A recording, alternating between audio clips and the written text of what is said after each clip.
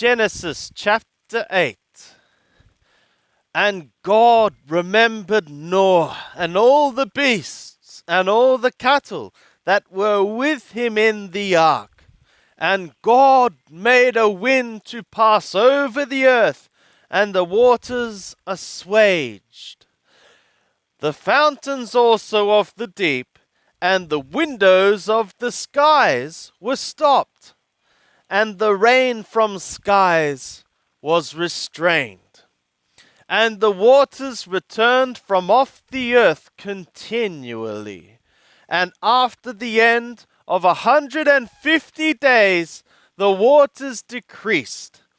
And the ark rested in the 7th month, on the 17th day of the month, upon the mountains of Ararat.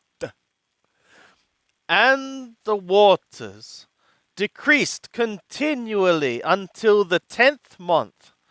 In the 10th month, on the 1st day of the month, were the tops of the mountains seen. And it was at the end of 40 days that Noah opened the window of the ark which he had made, and sent forth the raven, and it went forth to and fro, until the waters were dried up from off the earth.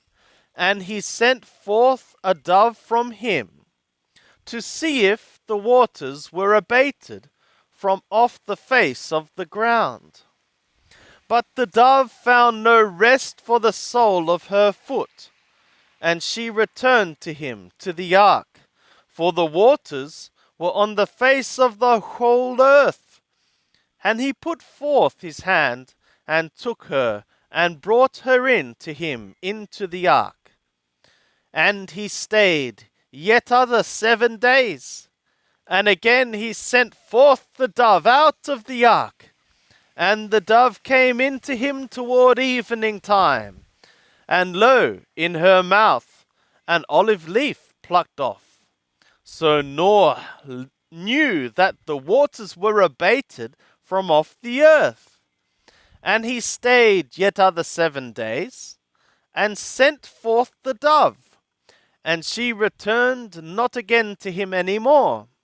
And it was in the 601st year, in the 1st month, the 1st day of the month, the waters were dried up from off the earth. And Noah removed the covering of the ark, and looked, and behold, the face of the ground was dried. And in the 2nd month, on the 27th day of the month, was the earth dry. And God spoke to Noah, saying, Go forth from the ark, thou and thy woman, and thy sons women with thee.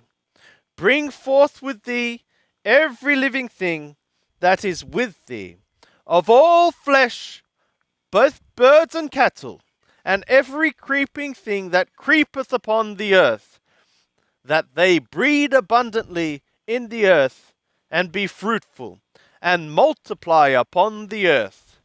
And Noah went forth, and his sons, and his woman, and his sons' women with him, every beast, every creeping thing, and every bird, whatsoever moveth upon the earth, after their families, went forth out of the ark.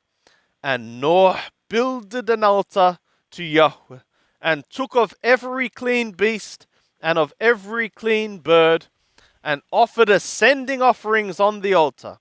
And Yahweh smelled the aroma of assuagement. And Yahweh said in his heart, I will not again curse the ground any more for man's sake, for that the imagination of man's heart is evil from his youth. Neither will I again smite any more everything living, as I have done.